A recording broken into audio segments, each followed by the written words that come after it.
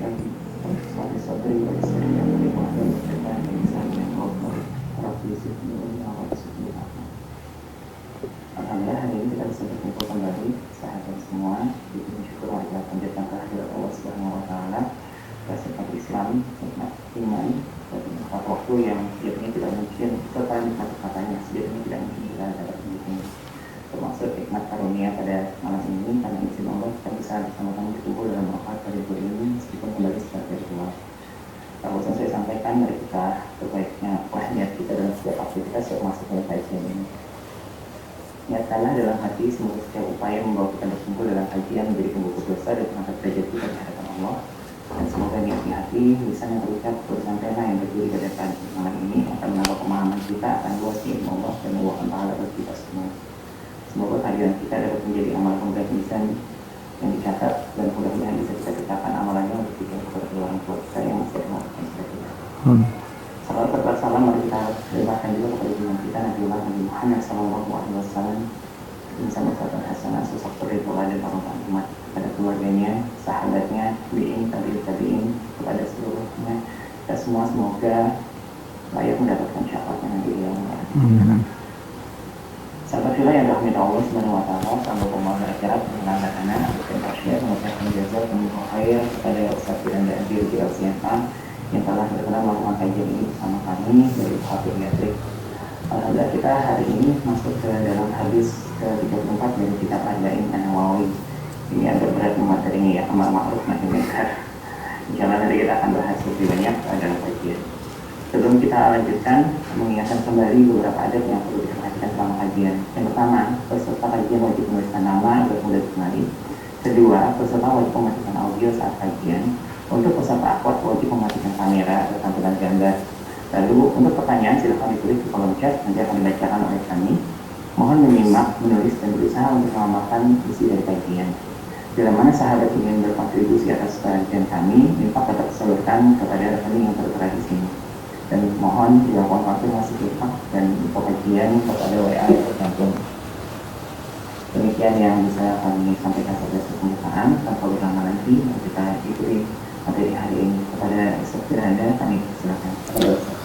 Bismillahirrahmanirrahim. Assalamualaikum warahmatullahi wabarakatuh.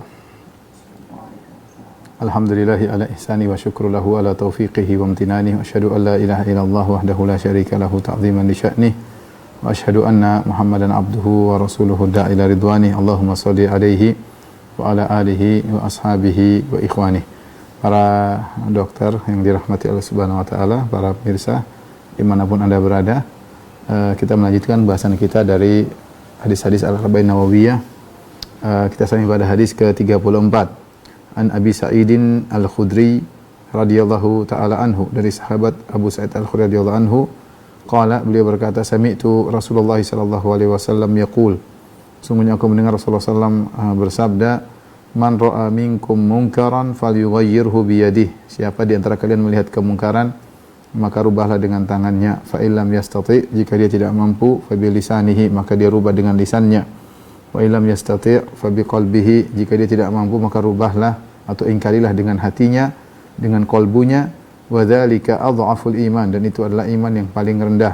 Hadis riwayat Muslim. Saya ulangi, an Abi Sa'id Al-Khudri radhiyallahu anhu, dari sahabat Abu Sa'id Al-Khudri semoga Allah meridainya, beliau berkata, sami'tu Rasulullah sallallahu alaihi wasallam yaqul, aku mendengar Rasulullah SAW bersabda, man ra'a minkum munkaran, siapa di antara kalian melihat kemungkaran, falyughayyirhu biyadihi, maka hendaknya dia rubah dengan tangannya. Fa illam yastati, jika dia tidak mampu merubah dengan tangannya, fa bilisanihi, maka rubahlah dengan lisannya. Fa illam yastati, jika dia tidak mampu merubah dengan lisannya, fa biqalbihi, maka dia ingkari dengan kolbunya. Wa dzalika adhaful iman, dan itu adalah iman yang paling lemah. Hadis sahih riwayat Al-Imam Muslim. Ikhwan akhwat para dokter yang mati Allah Subhanahu wa taala, kita membahas tentang salah satu ibadah yang mulia, yaitu ibadah al-amru bil ma'ruf wan nahyu 'anil munkar. Yang ibadah ini Allah sebutkan banyak dalam Al-Qur'an, ya, dalam banyak ayat. Seperti firman Allah Subhanahu wa taala, kuntum khaira ummatin ukhrijat lin-nasi ta'muruna bil ma'ruf wa tanhauna 'anil munkar wa tu'minuna billah. Kalian adalah umat terbaik yang Allah keluarkan bagi manusia. Apa sifat kalian? Ta'muruna bil ma'ruf wa tanhauna 'anil munkar. Kalian beramar ma'ruf dan bernahi munkar. Wa tu'minuna billah, dan kalian beriman kepada Allah Subhanahu wa taala. Di antara yang menunjukkan bahwasanya umat menjadi mulia karena mereka menegakkan amar ma'ruf nahi munkar, ya. Mereka menegakkan amar ma'ruf nahi munkar. Demikian juga para rasul. Para rasul diutus oleh Allah Subhanahu wa taala tidak lain apa mubasysyiran wa nadhira, memberi peringatan, memberi kabar gembira, ya.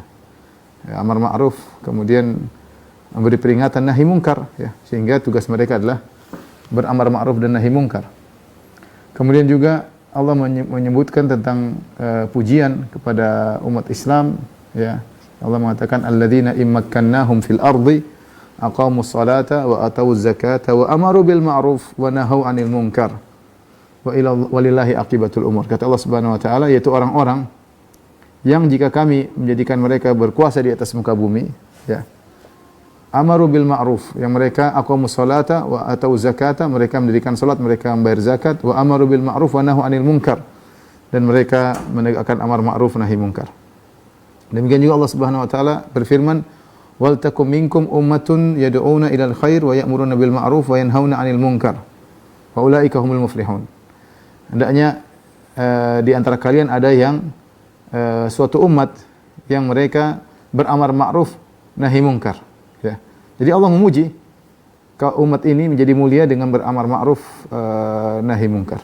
Demikian juga nasihat Luqman kepada putranya, ya bunayya aqimis salata wa'mur bil ma'rufi wanha 'anil munkar wasbir 'ala ma asabak.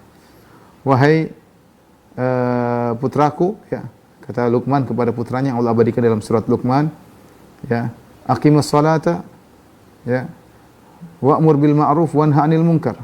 Wahai putraku, dirikanlah salat, beramar ma'ruflah, bernahi mungkarlah. Wasbir 'ala ma asabak, dan sabarlah atas apa yang menimpamu. Artinya kalau kau beramar nahi mungkar, pasti ada yang mengganggumu, maka bersabarlah. Demikian tafsiran sebagian ahli tafsir. Karena amar ma'ruf nahi mungkar melazimkan adanya gangguan. Sudah pasti. Karena kita menghalangi orang dari apa yang dia sukai. Menyuruh orang pada perkara yang dia tidak sukai, atau melarang orang dari perkara yang dia sukai, ya. Maka menimbulkan ketersinggungan, itu sudah pasti. Makanya kata Luqman, wasbir 'ala ma asabak, bersabarlah. Demikian juga seorang bisa keluar dari segala bentuk kerugian kalau dia beramar ma'ruf nahi munkar. Kata Allah Subhanahu wa taala, wal asri innal insana lafi khusr. Demi masa sungguhnya manusia seluruhnya dalam kerugian. Innal insana lafi khusr. Manusia dalam kerugian. Allah tidak mengatakan manusia merugi. Tapi Allah tidak mengatakan innal insana la khasir. Allah tidak mengatakan manusia merugi, tapi Allah mengatakan lafi khusr, dalam kerugian. Sebenarnya mengatakan seakan-akan dia tenggelam dalam kerugian, kerugian meliputi dia dari segala arah. Kanan, kiri, depan, belakang, semua kerugian. Bagaimana cara dia selamat dari kerugian tersebut? Ilal ladzina amanu wa amilus shalihat. Kecuali orang yang beriman dan beramal saleh. Dia harus beriman, beramal saleh. Wa tawassaw bil haqq wa tawassaw bis sabr. Wa tawassaw bil haqq, ya, amar ma'ruf nahi munkar, wa tawassaw bis sabr, saling menasihati dalam kebaikan, dalam yang hak, dan saling menasihati dalam kesabaran. Jadi bernahi munkar. Sebaliknya Allah Subhanahu wa taala mencela orang-orang yang tidak beramar ma'ruf nahi munkar. Itu sifat-sifatnya orang Yahudi, orang-orang Ahlul Kitab. Wala takunu kalladzina tafarraqu wa ikhtalafu min ba'di ma ja'ahumul bayyinat.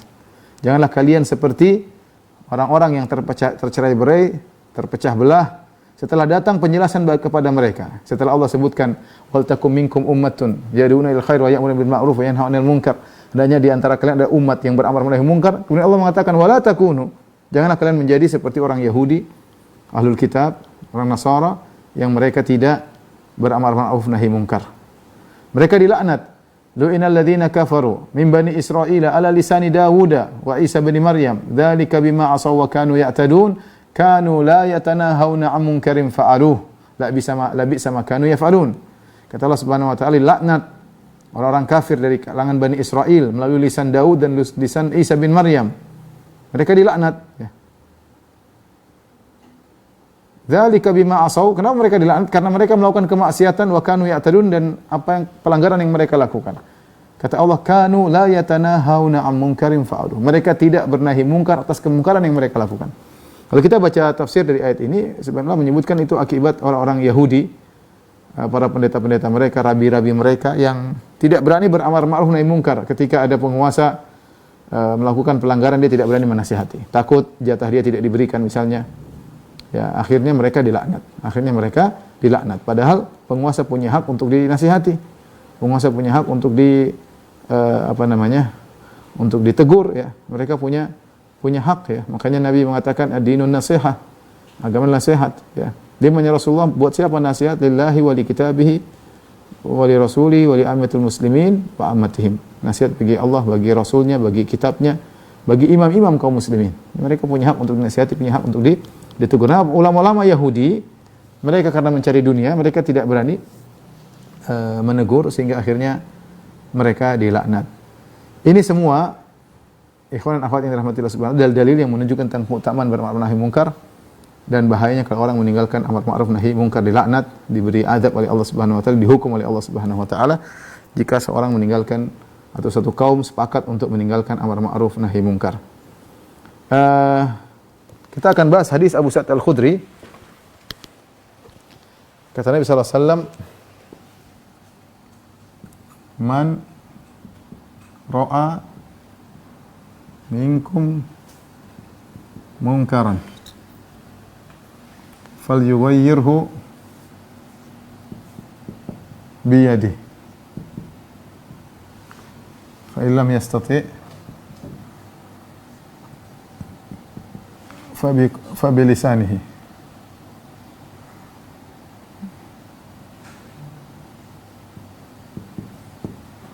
wa in lam yastati'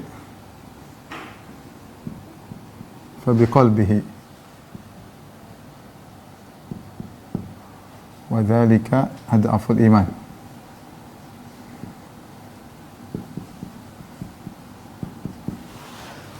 Kita terjemahkan, siapa di antara kalian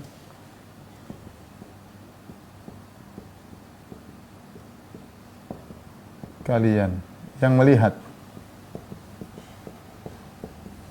kemungkaran, maka hendaklah dia rubah dengan tangannya. Hendaknya dia rubah dengan tangannya.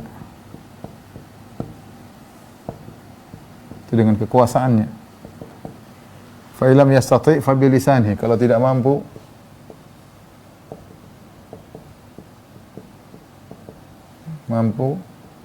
maka dengan lisan. Dia ingkari dengan lisannya. Wa illam yastati', jika tidak mampu,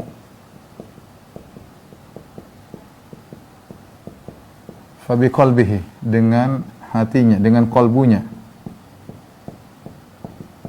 Wa dzalika adhaful iman, dan ini adalah iman yang paling rendah, yang paling lemah.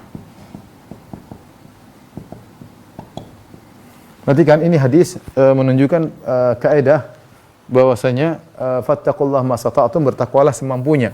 Ada orang yang melihat kemungkaran, dia bisa rubah dengan tangannya. Kalau tidak mampu, maka dia rubah dengan lisannya, dengan tulisan, dengan peringatan ya. Kalau tidak mampu, maka dia ingkar dengan hatinya. Maka itu adalah iman yang paling rendah. Bukan malah dia suka, malah dia kerjakan, itu namanya pelaku kemungkaran ya. Tapi pertama kita bahas man ra'a, siapa di antara kalian yang melihat kemungkaran. Apa hukum amar ma'ruf nahi munkar? Ya, hukum pertama pembahasan tentang hukum amar ma'ruf nahi munkar.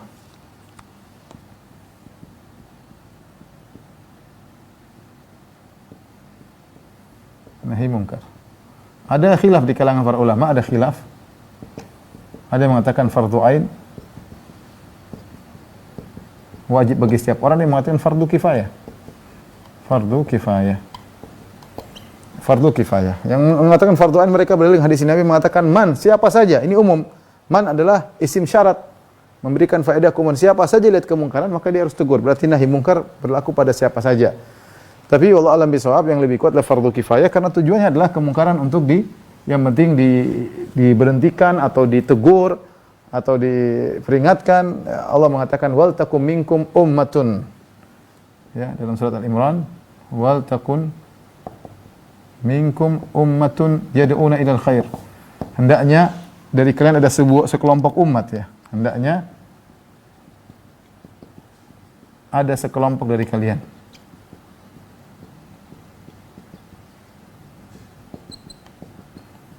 Sehingga kalau mengatakan semua orang wajib bisa jadi kacau ya, karena tidak semua orang berkompeten untuk melaksanakan amar ma'ruf nahi munkar. Tapi intinya hukumnya adalah fardu kifayah. Kalau seorang sudah sebagian sudah menegakkan, maka sudah cukup. Terus kata Nabi, melihat, man ro'a, siapa yang melihat ya. Melihat artinya lihat langsung. Lihat langsung.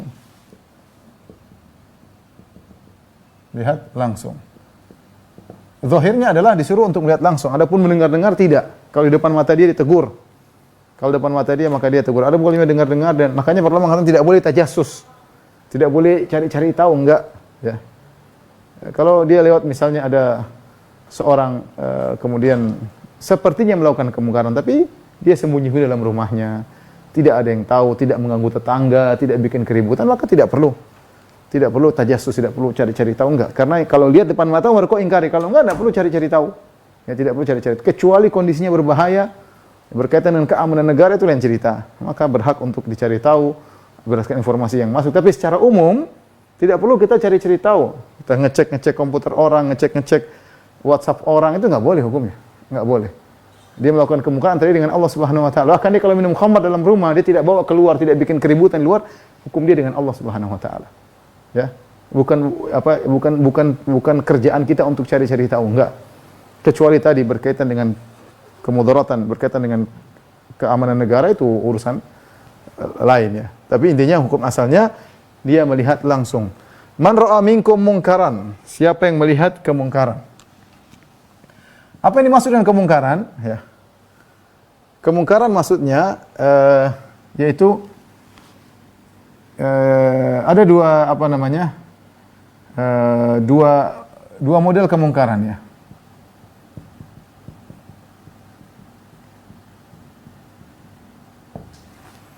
Yang pertama adalah yang wajib diingkari.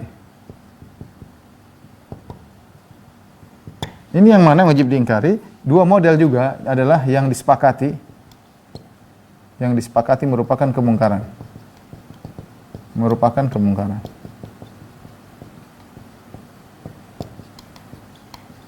Yang kedua adalah khilaf tapi khilafnya lemah. Khilaf tapi khilafnya lemah. Maka boleh diingkari. Tidak semua khilaf kemudian kita diamkan. Walaysa kullu khilafin jaa mu'tabaran illa khilafun lahu hadzun minan nazar. Tidak semua khilaf datang dianggap. Ada khilaf-khilaf tidak ada dalilnya sama sekali ya. Contoh yang disepakati kemungkaran, misalnya ijma' ulama bahwasanya itu kemungkaran. Banyak misalnya contohnya musik misalnya. Ijma' ulama ya, syirik misalnya. Ijma' ulama ya. Ini contoh hal-hal yang zina misalnya. Homo misalnya, banyak hal-hal yang ini sepakat ulama bahwasanya hukumnya adalah haram, tidak ada khilaf di kalangan mereka. Nanti ada orang mencoba mengkhilaf-khilafkannya, ada saja. Nanti orang liberal bilang oh homo boleh, orang liberal bilang zina boleh. Sebagian orang mengatakan oh ada musik ke musik, ijma ya. Ijma. Yang mengingkari datang belakangan, sudah terjadi ijma sebelumnya. Ada khilaf tapi khilafnya lemah, seperti misalnya riba nasi'ah ya. Ini sebagian salaf dahulu mengatakan tidak apa-apa yang riba fadl ya. Innama riba fin nasi'ah, yang mereka menganggap riba fadl. Ya, contoh. Riba fadl kata mereka ini khilaf, tapi kita bilang meskipun khilaf tapi khilafnya lemah. Yang benar riba dengan kedua modelnya, riba nasi'ah pun riba fadl, hukum adalah haram. Seperti misalnya yang memabukkan dari selain anggur.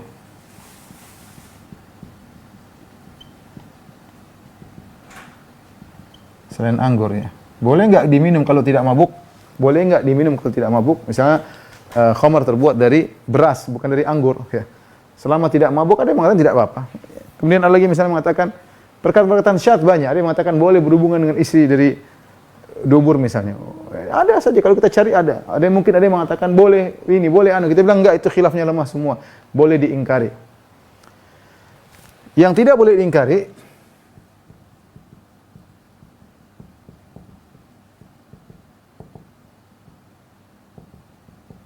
Contohnya apa? Adalah yang khilafnya kuat. Yang khilafnya kuat. Permasalahan-permasalahan yang khilafnya kuat. Tidak boleh kita ingkari. Yang ada kita cuma menasihati.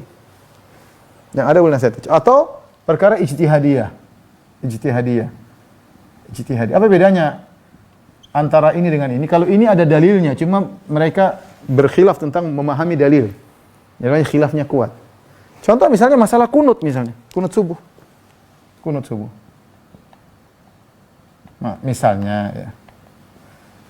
Ada dalilnya tapi diperselisihkan dhaif atau tidak. Ini diperselisihkan oleh para ulama. Banyak ujar buku masalah khilaf banyak banget. Kalau buka fikih klasik isinya khilaf tok ya, banyak. Perkara ijtihadiyah ada perkara yang tidak ada dalilnya, kemudian secara nas, maksudnya nasnya tidak ada. Ijtihadiyah itu nasnya tidak ada. Nasnya tidak ada. Lantas timbullah perselisihan tentang masalah sebut apa hukum ini ya. Betul masalah kontemporer tidak ada dalilnya secara tegas. Masalah muamalah banyak ada yang khilaf di antara masalah muamalah ya. Seperti bai' al-murabahah ada khilaf di kalangan para ulama. Banyak hal ya. Karena tidak ada nas yang tegas dalam masalah tersebut. Nah, kalau sampai pada hal-hal yang khilafnya kuat atau perkara ijtihad ini maka tidak boleh diingkari. Anda boleh menulis mengatakan salah, Anda mengatakan saya yang lebih benar boleh, tapi pengingkaran, menjatuhkan, merendahkan maka tidak boleh. Ini kita bilang kadang adab tidak ada di sini. Ada hal-hal yang khilaf ya. Kemudian jadi ribut, jadi kita bilang enggak benar. Kalau memang ini masalah khilafnya kuat atau memang itu adalah perkara ijtihadiyah, maka silakan Anda menyampaikan. Dari ulama dari dulu mereka bantah-bantahan biasa. Mazhab ini bantah mazhab ini, mazhab Hanafi bantah Syafi'i, mazhab Syafi'i bantah mazhab Hanafi biasa. Perkara khilaf yang kuat, tapi mereka tidak menghina, merendahkan, mengatakan itu kemaksiatan, enggak. Hanya pada tahapan ini benar, itu salah, biasa. Ya. Dan juga seorang kalau ditegur jangan baper, jangan ini khilaf juga enggak apa-apa ditegur, enggak ada masalah. Tapi tidak sampai pada derajat pengingkaran. Cuma membahas ini lebih kuat, enggak ada masalah. Tapi ini dua model kemungkaran yang wajib diingkari jika kemungkarannya demikian, ya. Kemungkaran demikian. Adapun yang kemungkaran ini maka tidak boleh diingkari. Ini jelas oleh para ulama. Ibnu Taimiyah menyebutkan, Ibnu Qayyim menyebutkan dalam Ilamul Muwaqqi'in, kemudian An-Nawawi menyebutkan syarah Sahih Muslim. Para ulama hampir sepakat menyebut tentang masalah ini. Bosnya seperti Syekh Utsaimin juga dalam syarah Arba'in Nawawiyah menyebutkan tidak semua kemungkaran yang dianggap mungkar boleh diingkari karena ada kemungkaran yang dianggap mungkar tapi ternyata ada yang wajib diingkari yang tidak boleh karena kemungkarannya masih diperdebatkan. Taib. Jika dia melihat kemungkaran, fal yughayyirhu biyadihi, maka hendaknya dia merubah dengan tangannya. Jika tidak mampu dengan lisannya, jika tidak mampu dengan hatinya. Dan itu iman yang paling rendah. Sekarang berkaitan dengan ingkar. Ini semua berkaitan dengan al-ingkar. Pengingkaran.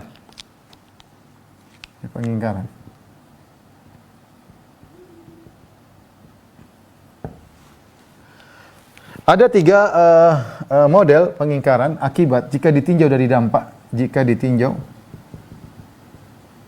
dari dampaknya, maka ada tiga. Ada tiga model.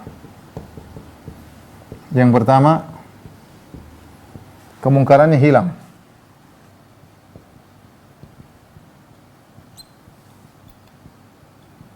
Setelah diingkari kemungkarannya hilang atau kemungkarannya berkurang. Kalau begini kondisinya maka ini hukumnya wajib bernahi mungkar, wajib. Yang kedua hukumnya haram jika kemungkarannya menjadi lebih parah.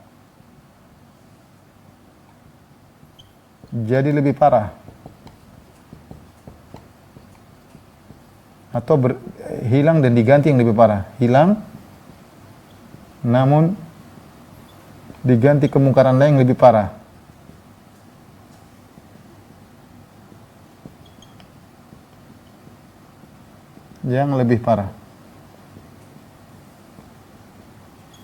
Maka ini haram, tidak boleh seorang melakukan kemungkaran.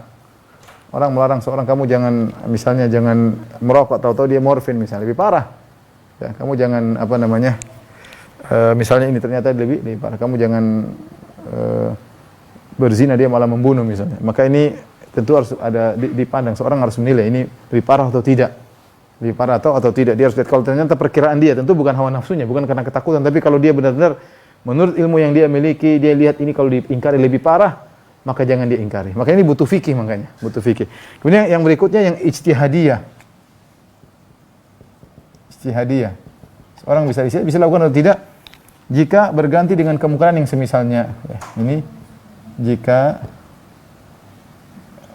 akibatnya berganti dengan kemungkaran yang semisalnya.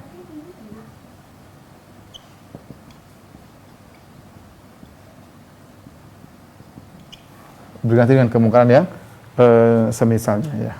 Oleh karenanya, berdasarkan kaidah ini, kita dapati hadis-hadis tentang larangan memberontak kepada penguasa yang zalim, yang muslim sangat banyak. Dan itu perkara ijma, ya.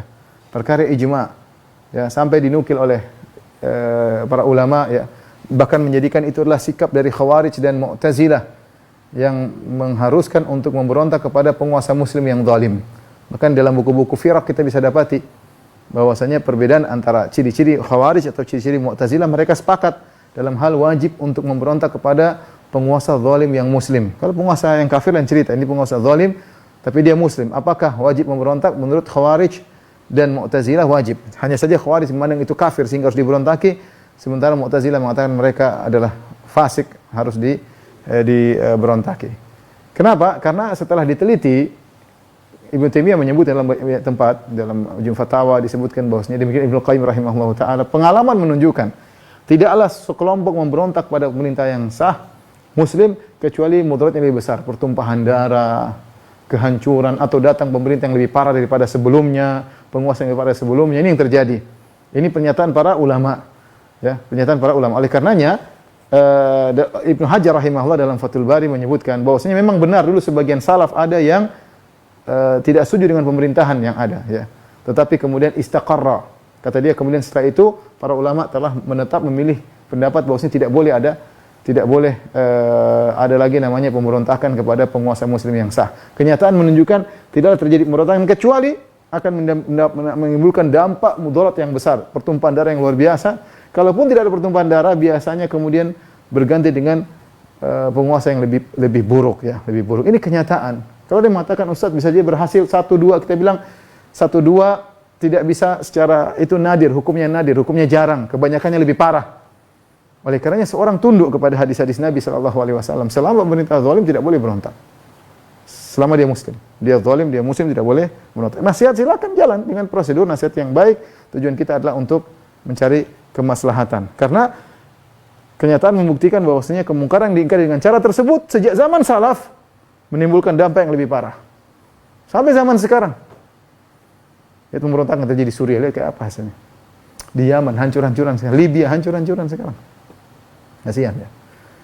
Ya, terprovokasi oleh sebagian dai-dai yang semangat akhirnya lihat betapa banyak kehancuran sekarang, kemiskinan, kriminal, pembunuhan, nyawa tidak ada nilainya, ya. Akhirnya seorang tunduk kepada hadis-hadis Nabi sallallahu alaihi wasallam dan bersabar. Ya.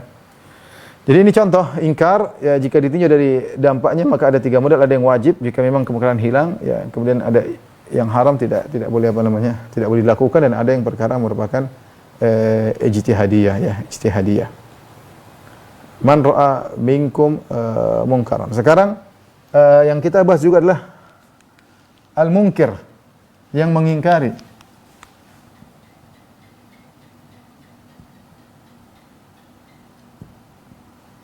Yang bernahi mungkar.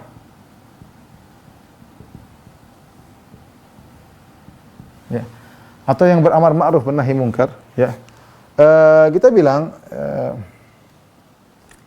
jika di bawah kekuasaannya dia boleh melakukannya, ya. Jadi hukumnya orang boleh mengingkari kemungkaran, tentunya dia harus berilmu bisa menimbang maslahat dan mudarat.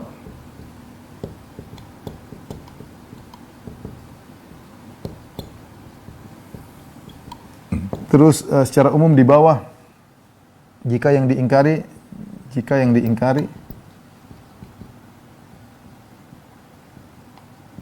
di bawah wilayahnya, di bawah kekuasaannya.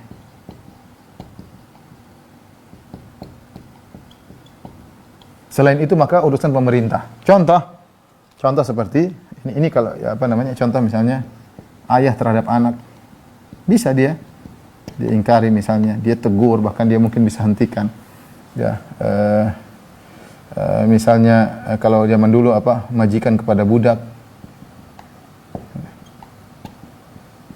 Misalnya, kalau sekarang misalnya bos kepada anak buah, dia punya kekuasaan, kalau enggak, dosa kerja sama saya. Dia punya kemampuan, dia tegur, enggak boleh. Bos kepada pegawai, ya. Terutama maksudnya wira swasta ya, ya. Kalau enggak mau, enggak usah sama saya. Saya bisa cari supir yang lain, saya bisa jadi pegawai yang lain, saya bisa jadi bendahara yang lain, lepas ya. Misalnya, intinya dia harus menimbang maslahat dan mudarat. Di luar daripada ini, maka diserahkan kepada pihak yang berwajib.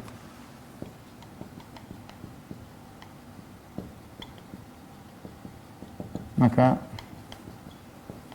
serahkan kepada yang berwajib. Karena kalau kita serahkan pada setiap orang akan terjadi kekacauan. Orang tidak tahu ini mungkar atau bukan. Bagaimana cara menghadapinya? Orang main hakim sendiri, ada yang mencuri dibunuh misalnya, mencuri ayam dibunuh, ada orang berzina dibunuh. Apakah padahal hukumnya tidak seperti itu? Ya, tidak seperti. Intinya kalau dibiarkan setiap orang akan terjadi pertumpahan darah ya, main hakim sendiri, maka tidak dianjurkan. Ya, kita hanya bisa melakukan yang sebisa kita di bawah kekuasaan kita, di bawah naungan kita, mungkin kita bisa berhentikan. Selain itu maka tidak bisa. Kemudian yang berikutnya tentang al-munkar alaih, yaitu yang diingkari.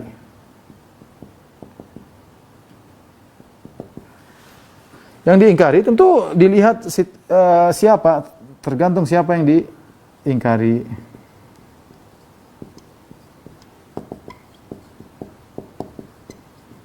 Tentu tidak sama antara anak kecil, beda dengan orang dewasa, beda dengan penguasa, beda dengan rakyat jelata, beda-beda. Caranya ada adabnya sendiri-sendiri. Bedaan misalnya antara orang berkuasa, misalnya anak kecil, beda. Misalnya apa namanya, orang biasa, tentu ini ada aturannya. Karena tujuan kita bernahi mungkar apa? Tujuannya untuk hilangnya kemungkaran, bukannya segera melampias kemarahan. Makanya ada perkataan Ghazali, dia mengatakan, saya lupa perkataan ulama, dia mengatakan bahwasanya orang mengingkari kemungkaran seperti tabib sama pasien. Pasiennya bikin jengkel, tapi dia berusaha melakukan yang terbaik buat pasien. Tujuan dia bukan untuk mematikan pasien, enggak. Tujuannya memperbaiki pasien semaksimal mungkin yang bisa dia lakukan. Ya, semaksimal mungkin yang bisa dilakukan. Oleh karenanya dia bersikap dengan pasien tersebut sesuai dengan koridor maslahat dan mudarat. Ya. Tentu tidak sama antara orang biasa. Orang biasa mungkin bisa tegur langsung. Penguasa beda, penguasa ada aturannya. Kalau mau tegur langsung depan dia, bukan main belakang misalnya. Ya, tegur depan dia. Dan kalau kita baca hadis ini, hadis Abu Sa'id Al-Khudri, ini kisahnya tentang apa? Kisahnya tentang Marwan Ibn Al-Hakam. Dalam Sahih Muslim, Marwan Ibn Al-Hakam ini ketika sholat Id, kalau salah Idul Adha, ya, dia khutbah dulu baru sholat.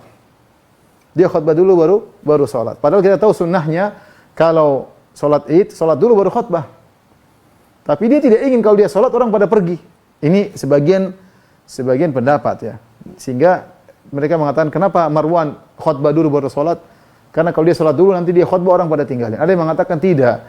Dia khutbah dulu baru sholat karena dikhawatirkan orang baru berdatangan dari jauh. Khawatir kalau dia sholat sudah selesai orang terlambat. Intinya dia punya ijtihad yang dia akhirnya memutuskan bahwasanya dia khutbah dulu baru sholat. Maka Abu Sa'id Al-Khudri radhiyallahu anhu menarik dia agar tidak naik mimbar. Sholat dulu. Dia mau naik mimbar ditahan, tapi dia tetap ingin naik mimbar. Akhirnya dia naik mimbar, datanglah seorang, kalau tidak salah Abu Mas'ud, ya, Al-Ansari, Abu Mas'ud, bukan Ibnu Mas'ud, Abu Mas'ud Al-Ansari menegur. Dia mengatakan, as-salat qabla al-khutbah. Dia ngomong. As-salat, jadi Abu Sa'id Al-Khudri sudah berusaha mengingkari dengan tangan, tapi sang penguasa tetap naik. Akhirnya Abu Sa'id Al-Khudri diam. Datanglah seorang sahabat yang lain, dia tegur. Dia mengatakan, as-salat qabla al-khutbah. Salat dulu sebelum khutbah. Marwan mengatakan, dalam Sahih Muslim mengatakan, qad turika ma hunalik. Kata dia lain. Ini kondisi sudah lain. Itu di zaman Nabi, iya. Sekarang kami tinggalkan karena ada maslahat sendiri sehingga kami mendahulukan khutbah daripada dia punya takwil ya. Saya mendahulukan khutbah daripada salat. Akhirnya ketika Abu Mas'ud Al-Ansari menegur, maka Abu Sa'id Al-Khudri mengatakan maka dia telah menjalankan apa yang bisa dia lakukan. Sami'tu Rasulullah sallam, aku mendengar Rasulullah sallam bersabda, dia sebutnya hadis ini. Man ra'a minkum munkaran falyughayyirhu bi yadihi. Siapa yang melihat kemungkaran tegurlah dengan tangannya, dan itu Abu Sa'id lakukan tapi tidak berhasil. Fa illam yastati' fa bi lisani, kalau tidak mampu dengan lisannya. Abu Mas'ud Al-Ansari negur dengan lisannya. Tidak berhasil juga. Wa illam yastati' fa bi qalbi, tidak bisa sudah hati mengingkari. Ya. Ini berkaitan dengan penguasa, maka boleh seorang menegur di depan penguasa langsung, tapi niatnya ingin mencapai kebaikan. Makanya memang rawan kalau seorang menegur langsung di depan penguasa, karena fatal. Ya. Makanya Nabi SAW mengatakan, afdalul jihad kalimatul haq inda sultanin jair. Jihad yang terbaik adalah perkataan yang benar di hadapan penguasa yang zalim. Ya. Kalau seorang maju ketemu penguasa mengatakan yang hak, kemudian dia bisa dibunuh, bisa dipenjara, bisa disiksa dan macam-macam. Ya, tapi bukan main belakang, depan. Jadi kalau kepada penguasa, tentunya kita ingat tujuan kita bernahi mungkar bukan hanya sekedar melepaskan kejengkelan, tapi untuk mencapai pada kebaikan. Beda antara orang biasa dengan penguasa. Penguasa kita ketemu langsung. Kalau yang lebih baik kita bisa berdua, kalau yang baik seperti dalam hadis ya, wal ya'khudh bi yadihi wal yakhlu bihi falyakhudh bi yadi. Barang siapa yang ingin memberikan man arada an yansaha bi sultan, siapa yang ingin memberikan nasihat kepada sultan, maka ambillah tangannya dan berdua-duaan dengannya ya. Kalau dia terima alhamdulillah, kalau enggak dia sudah ada ma alaihi, dia sudah menjalankan tugasnya. Itu yang cara terbaik, berdua tidak terang-terangan itu lebih baik. Ya, kalau tidak memungkinkan bisa langsung terang-terangan dengan kata-kata yang lembut, seperti diriwayatkan dari, kalau enggak dari Khalifah Harun Ar-Rasyid atau dari Al-Ma'mun, disebutkan dalam Al-Muntazam karya Ibnu Jauzi ya. Ada seorang datang kepada khalifah, dia mengatakan, wahai khalifah, saya akan menasihati engkau, wa musyaddidun alaik, dan aku akan menasihati dengan keras, bersabarlah dengan nasihatku. Dia bilang kepada khalifah. Kata khalifah tersebut, tunggu sebentar. Tunggu dulu, jangan begitu. Saya lastu syarran min Fir'aun wa anta lasta khairan min Musa. Saya tidak lebih buruk daripada Fir'aun dan kau tidak lebih baik daripada Musa. Saya tidak lebih buruk dari Fir'aun dan kau tidak lebih baik daripada Musa. Tapi Allah berkata kepada Nabi Musa tatkala mengutus kepada Fir'aun, faqula lahu qawlan layyinan la'allahu yatadhakkaru aw yakhsha. Ucapkanlah kepada Fir'aun dengan kata-kata yang lembut, siapa tahu dia sadar atau dia kembali kepada Allah Subhanahu wa taala. Kalau kau caranya saya tidak perlu. Saya tidak mau nasihat seperti itu. Artinya manusia, kita enggak usah bicara, kita saja ada yang menasihat kasar kita terima, apalagi kita punya kekuasaan. Oleh karena seorang tujuan dia menasihati ikhlas kepada Allah Subhanahu wa taala. Yang kedua bukan cuma melampiaskan kemarahan, ya. Ikhlas bukan karena kepentingan tertentu, bukan karena kepentingan partai tertentu, bukan karena kepentingan golongan tertentu, tidak, niat ikhlas karena Allah Subhanahu wa taala. Silakan Anda menasihati. Saya ketemu langsung sampaikan itu yang terbaik dan itu afdhalul jihad. Afdhalul jihad karena tujuan kita adalah memberi perbaikan. Adapun ngomong di belakang ini seringnya tidak berhasil. Ngomong di belakang kalau tidak ikut prosedur seringnya tidak berhasil. Karena penguasa marah, tidak suka. Ya. Ada cara seperti itu ya. Dia tampakkan atau tidak tampakkan manusiawi. Kita nggak usah bicara kita saja. Kalau ada orang ngomong belakang kita suka, kita nggak suka. Kita ini nggak punya apa-apa, nggak punya kekuasaan apa-apa, kita nggak suka. Bagaimana ini orang yang punya kekuasaan? Maka silakan Anda beramal nahi munkar tapi dengan adab Islami yang diajarkan oleh syariat agar kita mencapai pada kemajuan ya. Nabi mengatakan, barang saya melihat kemungkaran, maka rubahlah dengan tangannya. Fa illam yastati, kalau tidak mampu, fa bi lisani, maka dengan lisannya. Wa lam yastati fa bi qalbi, kalau tidak mampu maka dengan hatinya. Wa dzalika dhaful iman, dan ini yang paling rendah adalah mengingkari dengan kalbunya. Sebalik itu tidak ada lagi iman di balik itu. Maksudnya jika dia tidak mengingkari dengan hatinya, dia masuk dalam cabang kekufuran. Jika tidak mengingkari dengan hatinya,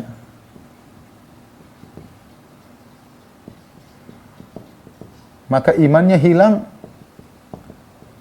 Imannya hilang yang berkaitan dengan cabang ini. Bukan secara total, imannya hilang, bukan semua iman. Tapi yang berkaitan dengan cabang kebaikan ini. Sekarang banyak orang yang lihat kemaksiatan bukan mengingkari, senang. Nonton film, nonton orang terbuka, senang. Mau diapain? Ya. Apakah dia kufur? Enggak, dia enggak kufur, tapi dia tidak punya iman di cabang itu. Harusnya dia mengingkari. Kalau dia tidak mengingkari, tidak bisa dihentikan dengan tangannya, dengan lisannya, tidak bisa dengan hatinya. Tapi ternyata dia bukan mengingkari hati, malah senang, malah ingin lihat, malah ingin nonton. K-pop malah ingin nonton, malah hadir konsernya. Ini namanya dia tidak mengingkari kemungkaran, bahkan hobi dengan kemungkaran tersebut. Maka imannya hilang di situ. Tapi iman berkaitan dengan bukan seluruh imannya. Karena kita tahu iman bercabang-cabang. Setiap kebaikan ada cabang keimanan. Nah, pada cabang itu imannya tidak ada. Karena sebagian orang salah paham, berarti kalau tidak mengingkari kafir. Kita bilang enggak, bukan gitu maksudnya. Tapi dalam cabang itu imanmu tidak ada, meskipun kau punya iman di cabang-cabang kebaikan yang lainnya. Tapi ini ikhwan akhwat yang dirahmati Allah Subhanahu wa taala, para dokter yang dirahmati Allah Subhanahu wa taala, hadis yang berkaitan dengan beramar nahi mungkar, ya. Jadi siapa saja kalau punya berkompeten untuk melaksanakan amar nahi mungkar, maka dipersilahkan. Karena umat kalau tidak ada yang menasihati, tidak ada yang mengingkari, maka akan rusak. Orang-orang akan berjalan dengan hawa nafsunya, tidak peduli dengan larangan, tidak ada yang menegur. Kalau semua orang diam lisannya seperti setan bisu, tidak bisa menulis, tidak bisa ini, maka akan terjadi kemungkaran ya. Seorang harus tegur, terutama kemungkaran-kemungkaran ya. Ini adalah tugasnya para ulama ya, para dai. Ada kemungkaran tegur ya, tulis dengan tulisan, dengan ceramah, ya kita menegakkan hujah, menegakkan tugas dari Allah Subhanahu wa taala. Mereka dengar atau tidak bukan urusan kita. Tugas kita adalah menyampaikan dengan cara yang terbaik demi kemajuan bangsa dan kaum muslimin di tanah air. Maka harus ada amar ma'ruf nahi mungkar. Wallahu alam bisawab. Ini saja mungkin yang disampaikan kepada para dokter. Kalau ada yang bertanya saya persilakan.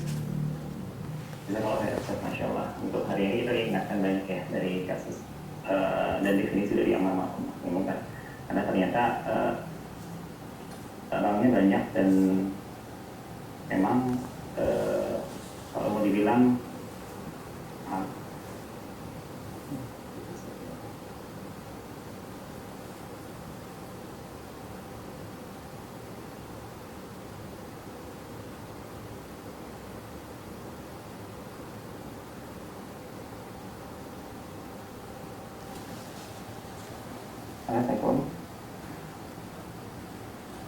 Silakan Mas Ari. Ada kendala teknis, Ustaz. Oh iya. Saya izin baca langsung ya, Ustaz. Iya, silakan. Ya.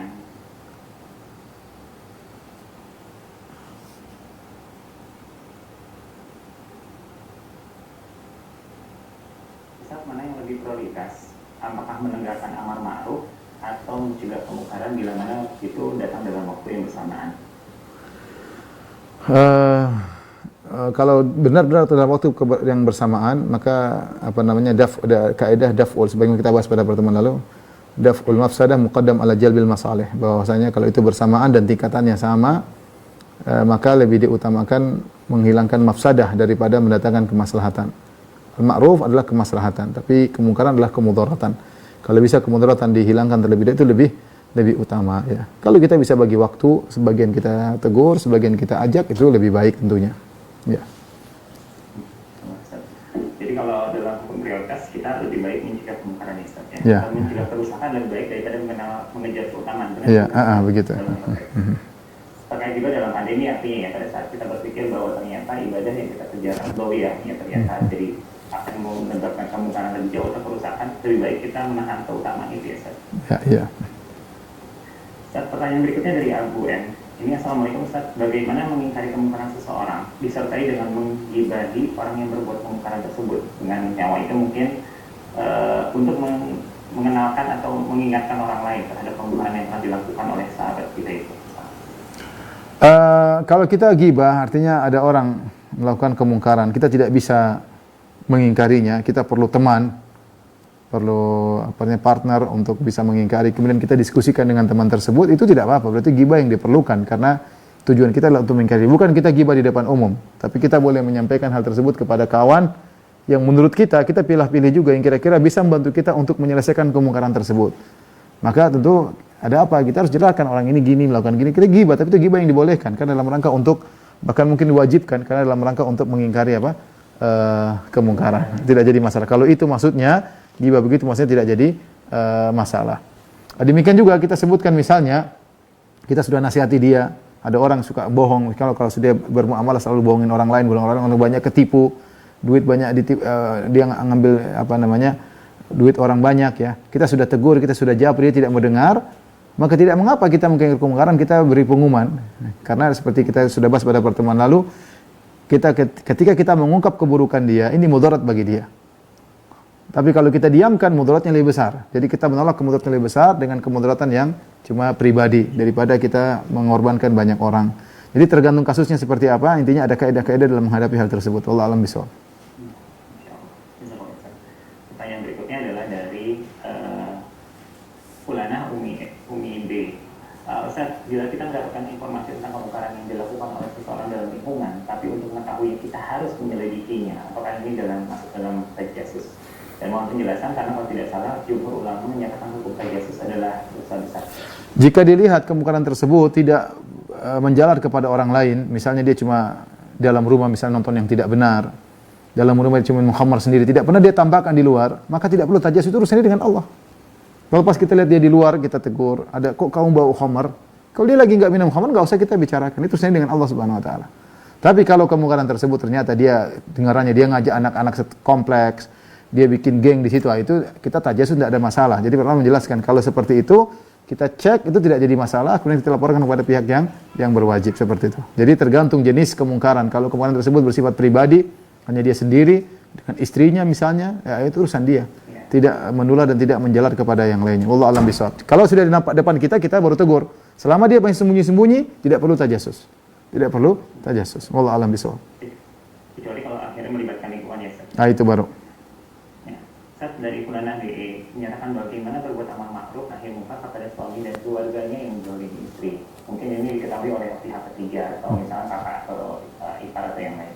Contoh hak istri seperti mendaftar tidak diberikan suami tetapi diberikan kepada ibunya, dan suami selalu menyalahkan istri sedang dia selalu membela keluarga walaupun sang istri benar, tapi suami tetap mencari kesalahan sang istri. Nah, ini kasusnya agak harus lebih detail ya Ustaz. Iya. Saya rasa yang paling penting dalam keluarga itu dua hal, saling menjaga, tetap saling mencintai. Kalau rasa cinta hilang sudah, pasti nyari-nyari kesalahan, saling serang-serangan di antara keduanya. Ya, rasa cinta harus dipupuk bagaimanapun caranya. Saya harus cinta kepada istri harus cinta kepada suami. Itu dijaga. Yang kedua, tafahum, harus bisa komunikasi. Kalau ya, sarana komunikasi sudah hilang, percuma, ini tuduh-tuduhan. Jadi duduk baik-baik, diskusi baik-baik, itu harus ada, harus hidup. Kalau enggak bisa. Kalau tidak bisa diskusi hanya ungkapan marah, buyar semua. Karena suami tidak akan bisa menerima dengan akal sehat, wanita juga tidak akan bisa menyampaikan dengan tenang, meskipun dia dalam tanda kutip sedang dizalimi ya. Oleh karenanya, tetap harus menjaga hubungan saling mencintai. Yang kedua, bagaimana bisa saling memahami. Cara-cara memahami, maka ngobrolnya yang pas. Mas, minta izin saya boleh ngomong ya. Dengan Mas saya mau ngomong, kamu jangan begitu, minta izin saya mau ngomong, boleh enggak? Saya kan boleh curhat Mas, misalnya gimana? Boleh dengarlah, nanti kita diskusi ya, mungkin saya salah. Jadi ada tidak menyampaikan bahwa kita dalam posisi benar, dia salah, enggak. Kita bilang mungkin saya salah, mungkin ada diskusi dulu. Tentunya kalau ternyata suami tidak kasih makan istrinya, semuanya uang kasih ibunya, jelas itu salah. Tapi kalau istrinya ternyata sudah dikasih makan, alhamdulillah berat badan masih berlebihan, ya enggak ada masalah, enggak perlu. Kemudian dia kasih ibunya, enggak ada masalah. Artinya tidak kekurangan. Kalau sampai pada titik kekurangan ini, dia perlu diskusi sama suaminya. Mas, saya dukung kamu berbakti, saya juga ingin berbakti, bisa berbakti sama orang tua. Kamu Masya Allah, kamu suami yang baik. Karena kata-kata baik. Tapi Mas, ini sudah 1 bulan ini badan saya turun 10 kilo Mas, kamu enggak kasih makan, misalnya. Jadi yang penting bisa saling komunikasi, itu yang penting. Itu poin yang sering hilang dari kita. Kalau tidak bisa komunikasi, selesai. Nggak akan ketemu. Ya, betapa banyak masalah, yang penting kita bisa komunikasi, selesai urusan. Ngobrol berdua sambil menangis, sambil peluk badannya, ngomong gitu, selesai. Insyaallah ta'ala. Ya. Biasanya bermula dari Ridwan ya, Ustaz. Dari Ridwan ya. Tidak ada komunikasi. Akhirnya gitu. Nah, ini kalau misalnya kasusnya Fulana Umeki ini, misalkan yang mengetahui adalah kita sebagai iparnya, atau misalkan kita dari keluarga jauh, sejauh mana kita boleh mengintervensi kasus itu? Kalau dia tidak minta diintervensi dan itu menurut kita masih bisa dia bisa masih menghadapi, ya kita biarin aja. Tapi kalau menurut kita sulit, berat, dan kita berusaha kasih masukan, intervensi dari sisi selama itu masih artinya dalam koridor adab yang baik. Saya lihat kamu kayaknya, kita pancing, saya lihat kamu kayaknya begini, benar, ada apa? Lihat cerita ya, kita jangan buat dia semakin ganas sama suaminya misalnya, enggak, tapi kita bicara baik-baik. Coba mungkin kau kurang ibadah, mungkin kau apa, artinya dikasih masukan lah. Dikasih masukan selama intervensi sampai tahapan itu nggak ada masalah. Adapun masuk ke dalam kemudian menyidang mereka, ikut membela istri, menyalahkan suaminya, maka ini saya rasa tidak pas ya. Tentu kalau mau ya kita bicara dengan dia gambar runyam ya. Terkait sama tajasus sama misalnya hak istri suami terhadap aplikasi, ini pertanyaan dari mana? Bismillah, saya bertanya, kita tidak boleh cek HP orang lain, komputer orang lain, WhatsApp. Lalu bagaimana bila istri ke suami atau suami ke istri? Bahkan suami suka membaca chat-chat istri dengan orang tuanya atau dengan adik-adiknya. Dengan dalih dia seorang suami, jadi boleh-boleh saja untuk masuk ke dalam HP. Kalau apa namanya mengizinkan tidak ada masalah. Yang penting diizinkan. Diizinkan. Kamu lihat HP saya juga boleh lihat HP kamu bareng ya. Kalau sama-sama izin nggak ada masalah ya. Apa yang mau disembunyikan ya? Tapi kalau saya bilang enggak, saya ada urusan banyak, saya enggak ingin kau tahu, saya banyak urusannya, tidak boleh dia paksa. Itu hak suami, yang penting hak dia dipenuhi. Suami tidak melakukan hal-hal yang aneh-aneh ya. Maka tidak boleh dia bertajasus, tidak boleh dia membuka. Dan itu ada fatwa para ulama, tidak boleh seorang sengaja membuka HP suaminya kalau suaminya tidak mengizinkan. Tidak boleh ya. Tapi kalau ada suami istri santai, kamu lihat saya juga lihat kamu ya. Sama-sama tahu, enggak ada masalah. Yang penting izin. Allah alam bisawab. Untuk pernyataan tadi bahwa suaminya berhak, itu tidak juga ya, karena itu hak privasi istri. Suaminya yang melihat istrinya? Ya, dalam hal ini suami yang bukan punya istri. Wallahu alam bisawab. Kalau istri kepada suami tidak boleh, kalau suami kepada istri saya tidak tahu, karena kan suami dalam Al-Qur'an qawwamuna 'alan nisa. Suami adalah pemimpin para wanita ya. Ya, asalnya sih kita sama suami istri kita saling ya artinya terbuka lah, asalnya demikian. Kita tidak ingin hidup rumah tangga dalam kecurigaan. Tidak enak hidup seperti itu ya. Kalau suami udah pulang terlambat, kamu dari mana, Mas?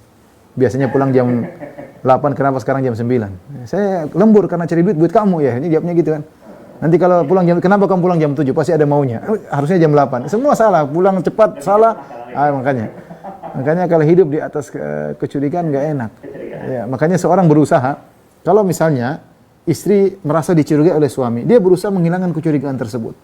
Dan itu baik, dan menghilangkan suudzon itu baik. Makanya Nabi SAW ketika di Masjid Nabawi iktikaf, kemudian malam hari didatangi oleh Sofia bintu Huyai radhiyallahu taala anha.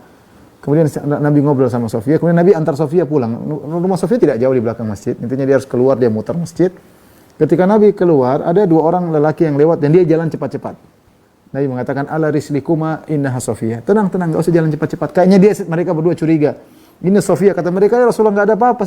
Kata Rasulullah, tidak, kau tidak mikir apa, tapi saya takut syaitan melemparkan sesuatu dalam hatimu. Ya, karena inna syaitan yajri min bani Adam majra dam. Sebenarnya syaitan mengalir dalam tubuh manusia dengan aliran darah. Maka diambil kesimpulan dari para ulama, disunahkan kita menghilangkan kecurigaan orang terhadap kita. Bukan kita hidup bersosial, apalagi dalam rumah tangga. Kalau suami kita mulai tidak percaya sama kita karena ada hal-hal yang kita lakukan, kita minta maaf, kita mungkin salah, kita berusaha memperbaiki diri agar suami kita tidak curiga. Sama kita seorang suami, istri kita mulai curiga macam-macam, kita tunjukkan bahwasanya tidak perlu kau curiga. Sikap kita untuk mengangkat kecurigaan dia, membuat dia tidak suudzon sama kita, itu sunnah. Usaha kita untuk menghilangkan dia tidak suudzon sama, karena hidup rumah tangga dengan suudzon tidak baik ya. Istri jadi intel bagi suami, suami jadi nginteli istri, repot, nggak enak ya. Wallahu a'lam bishawab. Pertanyaan ini agak berat nih, Ustaz. Assalamualaikum, Ustaz, izin bertanya. Bolehkah kita menggunakan hadis tadi sebagai dasar untuk demonstrasi, menyampaikan tuntutan kepada pemerintah produk hukum yang berpotensi merugikan masyarakat? Dalam hal ini mungkin demonstrasinya kita harus pilih ya, Ustaz. Apakah dalam artian kritik dalam sosial media atau memang turun ke lapangan? Saya rasa intinya kita berusaha mencari kemaslahatan ya. Kalau bisa melalui prosedural, maksudnya dengan cara-cara yang baik, melalui perwakilan-perwakilan DPR atau apa, saya rasa lebih baik ya. Lebih baik daripada turun ke jalan, dan itu dampaknya sangat buruk. Dan kita sudah lihat berapa banyak yang mati, hasil yang diharapkan mereka juga tidak ada ya. Itu banyak ya. Terakhir kapan, waktu beberapa sebelum pandemi. Demo sudah kenceng-kencengnya, para tukang demonya, provokatornya mundur. Akhirnya masyarakat ada yang meninggal. Kalau orang sudah turun ke demo, katanya Rasulullah mengatakan la taqdab, jangan marah. Pasti siapa demo enggak marah? Akhirnya bakar-bakar, ya, itu semua sudah melanggar aturan Islam. Belum ikhtilat campur lagi perempuan, belum sampai malam perut lapar orang enggak bisa mikir. Bukan cuma pihak demonstran saja, bahkan pihak anggota berwajib juga terkadang tidak bisa mikir kalau udah emosi. Ya, sudah di lapangan dimarahin komandan, pulang ke rumah dimarahin komandan di rumah, istri ya repot ya. Ya akhirnya Kadang emosi dan bisa terjadi di luar kemampuan seseorang, di luar kontrol. Maka kita jangan, nanti kalau sudah terjadi apa, kita ditunggangi. Lah kamu sudah tahu bakalan ditunggangi, jangan jadi tunggangan. Oleh karena saya melarang kalau orang sampai turun ke jalan. Tapi kalau berupa tulisan sampai kepada pihak yang berkompeten untuk menyampaikan dengan cara yang bijak, insya Allah mudah-mudahan lebih baik. Semampu kita, kalau nggak mampu ya sudah. Kau sudah menyampaikan apa yang wajib bagimu, serahkan kepada Allah Subhanahu wa taala. Allah alam bisawab.